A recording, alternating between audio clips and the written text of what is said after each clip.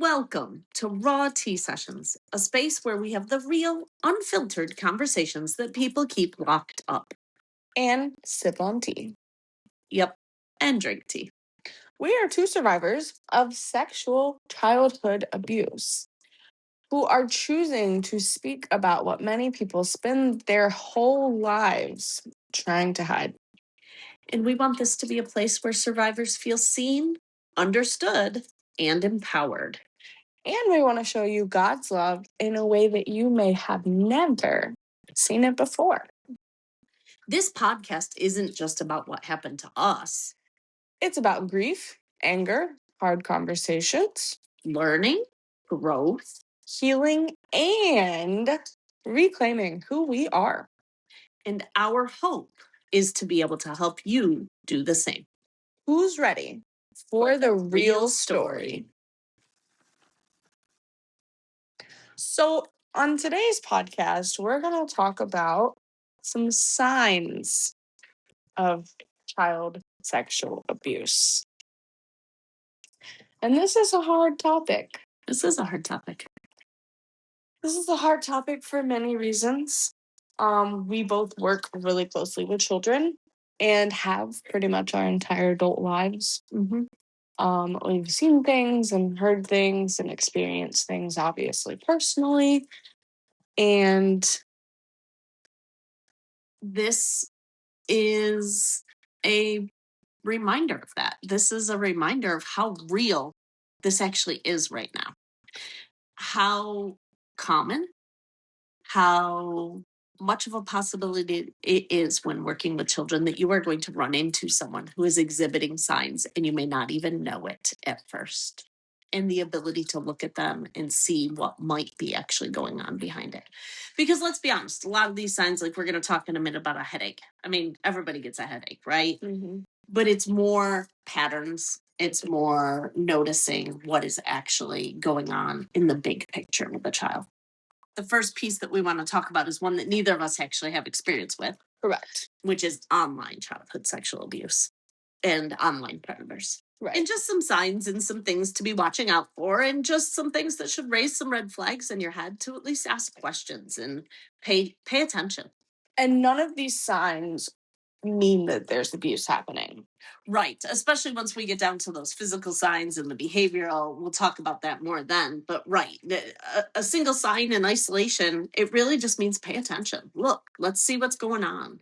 And nor even coupled signs mean that there's actual abuse. It's just potential. Right.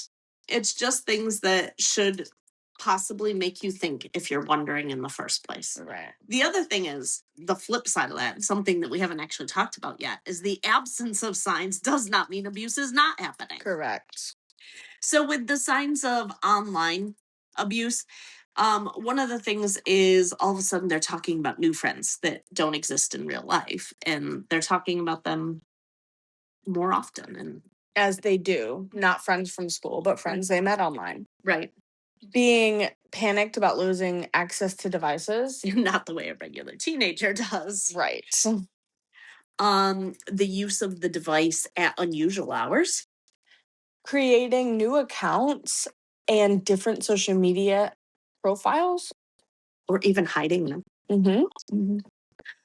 Becoming distressed after online use.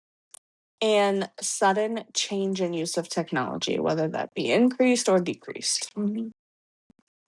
So now we're going to go into some of the physical signs. And again, just because someone has a headache doesn't mean that's what we jump to. It's really looking at the bigger picture of the child. But that is our first physical sign. Yes. Our second is stomach aches. Another one is changes in appetite. Excessive weight changes. Nightmares. Bruising on inner thighs or belly. Soft skin areas. Regression in developmental achievements. Speech delays. And other developmental delays. And on a personal note, we have a couple that we can tell you a couple stories about.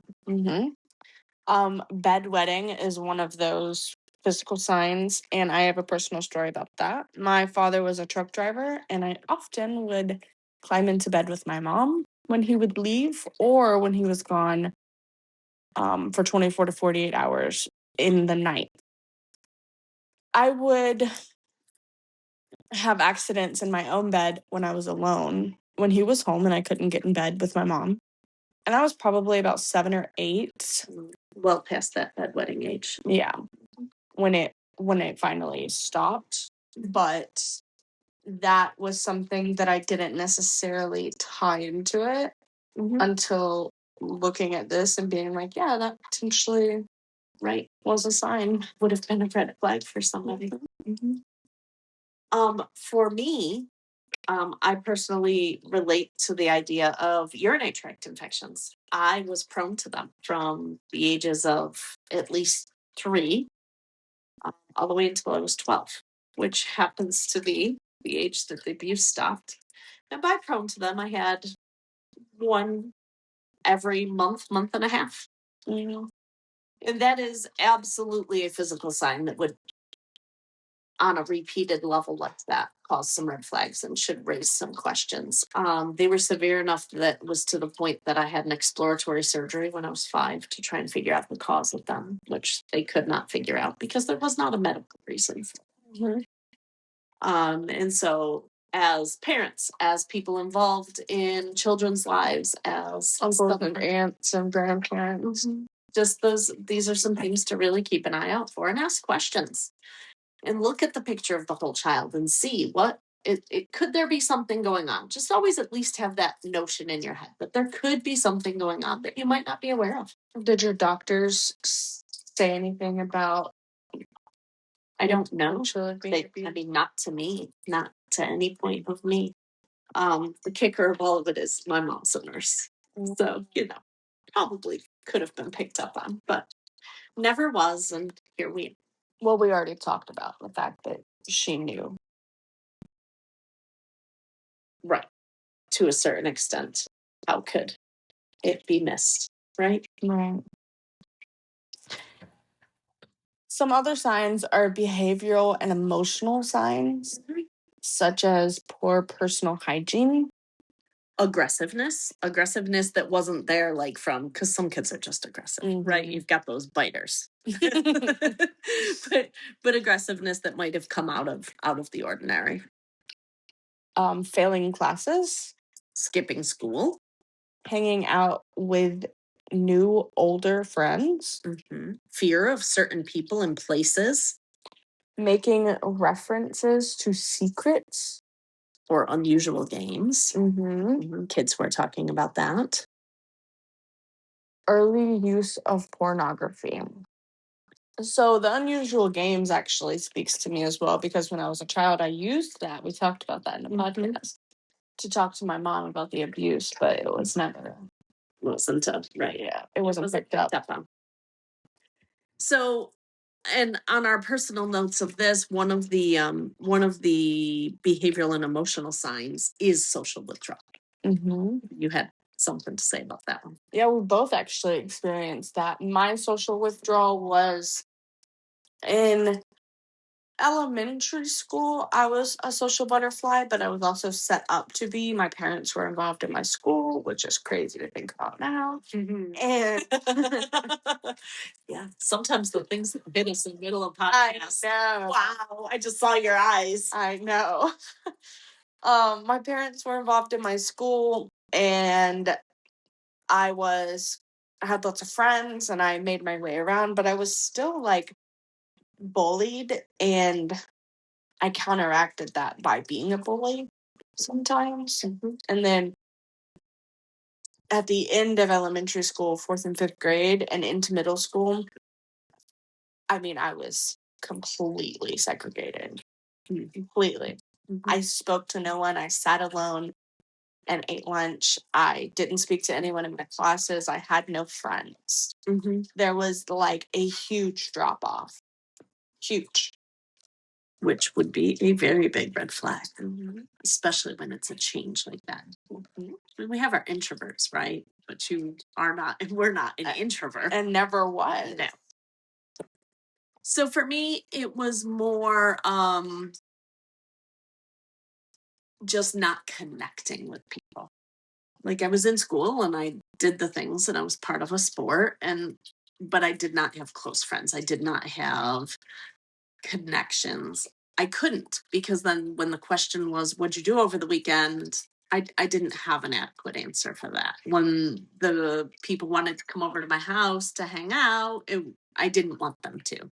So I just withdrew on anything other than just surface level relationships at that point. I figured out that was the safest way to keep going. Another sign is cutting and self-harm, and we also both have experience with that. I did that as a teenager and as a young adult. I mean, I technically still am a young adult, but I did rub it in. I did that in probably like 19, 20. When I was 19 or 20. But I also did it when I was a teenager. And my parents' reaction to me cutting myself was interesting. They saw it as like a attention getting. Yeah. And that's what their reaction was too. Like my dad literally said, "Would you do that just so I'd look at you for more than a second?" Like it was like, no, and when I was a teenager, it kind of was a little bit of a fad for teenagers to do that, right? Like that's just something normal that teenagers experience. But for me, it also was just to feel something that I could control. Like when I cut myself, I got to control the pain that I felt. Yes. So that's the reason that I did it. And it was a way to feel, because I was so numb when I was 19 and 20. And I was in a situation where I was alone and like just there to figure out myself. And it was difficult. And that was another way that I just was able to feel something. I think that excessive tattoos and piercings in young adults is a way to self-harm. I've heard you say that before, and that is such an interesting concept. Now, getting tattoos and piercings is one thing. Right. But excessively? I mean, I was getting a tattoo every other weekend. I was getting a new piercing every other weekend. I was doing something to alter my body every single weekend. And that is a way to self-harm for me, because I didn't feel anything and I was numb and I felt pain from that. And it was an adrenaline, shock, and it was just all the things. So that's another thing that I believe is that excessive tattoos and piercings is a way to self-harm. That's such an interesting thought. And obviously our young teens aren't doing that, and it is definitely not what you would say is a red flag at that point of current abuse. However, it could absolutely be something to be aware of with those older teens about thinking about even past abuse. So that's the thing, right? Is we're dealing with two separate thoughts right now. We're dealing with the thought of physical signs and behavioral signs of currently abuses going on. But then there's also a lot of this morphs into, okay, past abuse has happened. And that may or may not have ever been disclosed by that point, right? So for you, by the time your self-harm came, it had been disclosed, even though nothing was done. And actually, same for me. By the time I was to that point, because mine was upper teens and young adult also, and it was just to feel grounded, and it was to feel like I had control. And at that point, it wouldn't have been indicative that something was going on in the moment. But it is definitely a red flag for what's going on in this person's life, that this is how they want to control their current reality. Another one that's kind of heavy is suicidal thoughts and attempts. And I know you had some varied thoughts about what? Not wanting to be here. Yeah, I thought about the world and that I would be better off dead, but I never actually thought about killing myself, what that would look like, or attempted it. But you did. I did actually, around the time frame of when my father was found out about him with my neighbor. And I had a plan, and I carried it out at school. And I told one trusted friend, who then, did what that friend should have done, which was went to the school nurse. But I spent some time in the hospital and some time in counseling, and all the right actions were done by the parents involved. Your same counselor who put you back in contact with your father? No, this was actually a better counselor, but I was a brick wall. I would not talk, and he tried his darndest to connect it to my dad and what had gone on and what had, and I would not let him. At that point, I had been burned enough that I didn't want to let anyone in on that. And I spent probably, I don't know, the better part of a year going to him. And part of the issue was, right, he was also one of my assistant coaches. So while he was a very good therapist, there was a personal connection. Right. So how would your teenager self in that moment feel about yourself right now? Oh my gosh. I think she'd be shocked. Would she be proud? Probably. That's beautiful. A behavioral or emotional thing that I went through was sexual promiscuity. Promiscuous is what it is. Promiscuous. Yes, sexually promiscuous. Yes. So how did that relate to you? Oh my gosh, where do I even begin? So like we spoke about before, that double-edged sword, and how we have some opposites. Yes. I was far too sexual, and you were underly sexual. Right. This is one of our we are opposite ends of the spectrum. Yes, which both of those extremes are a part of CSA. In an unhealthy coping mechanism. Yes, most definitely. So I experimented with pornography and masturbation early, and I say that it was early for me, and I feel like it's early for most people. I think so. But I feel like the standards of that change every year. I still don't think that. Keep going with your story, because I still think that that's. So I experimented with those early. I was probably 12 or 13 when I experimented with that. And then I lost my virginity at 15 to someone that I later married. So it ended up being a beautiful thing. But we were not together until we got married. And after I lost my virginity, sex and pursuing sexual acts became my whole identity until much later in my life. It became my whole identity because that's all that I really knew that I was good at, right? I mean, I dabbled in some recreational sports, and I was never really super great in school. And I knew that I wanted to pursue a career in children, but what was I doing that at 16? Nothing. Right. So the only thing that I knew that I was good at, that I could do, was sexual things. And it helped you relate. It did. Right. Because I had your connection. Yeah. It's not only my connection, but my acceptance. Yes. Yeah. It is the way that I was wanted and needed and craved, and the way that I got attention. The only way that I knew how to get attention, right? It was the one thing that I knew that I could do. And it became my whole identity, and it made my life really, really difficult. And it was just like an uncontrollable monster inside of me that I didn't know how to handle. And I wish that I could take everything back. I wish that I could learn how to slay the dragon sooner. Because it really did change the course of my life in ways that I wish it didn't. It really was a big downfall of mine. But I later learned how to slay the dragon, so there is a little success story in there. But it was bad.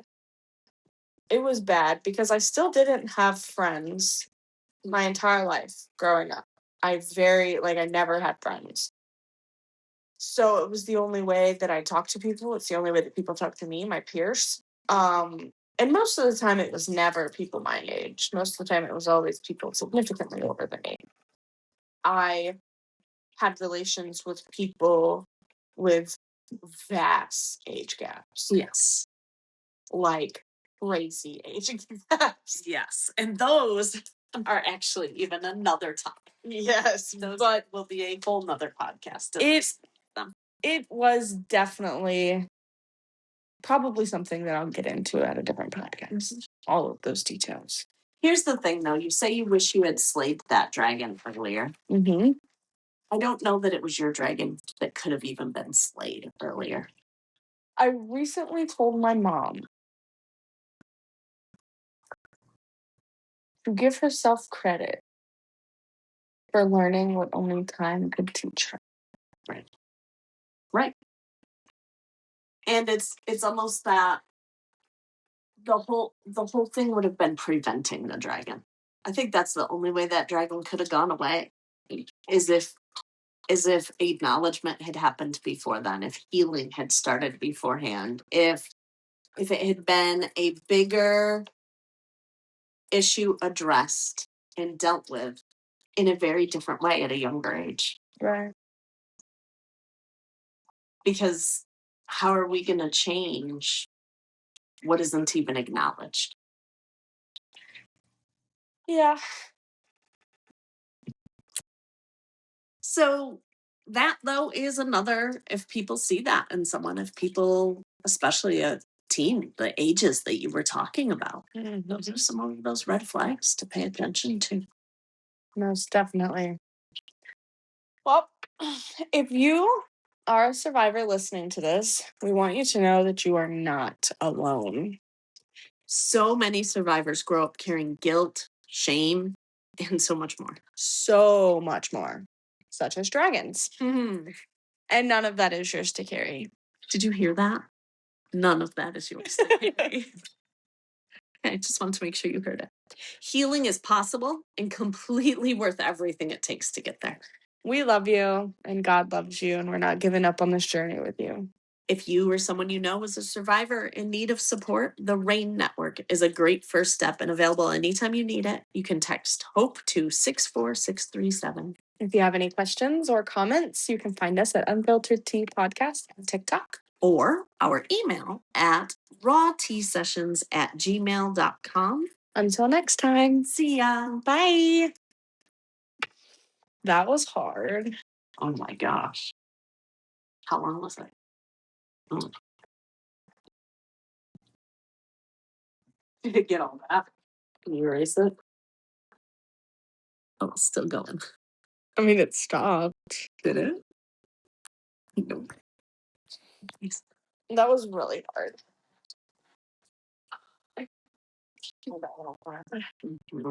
We should have a podcast about identity. Mm-hmm.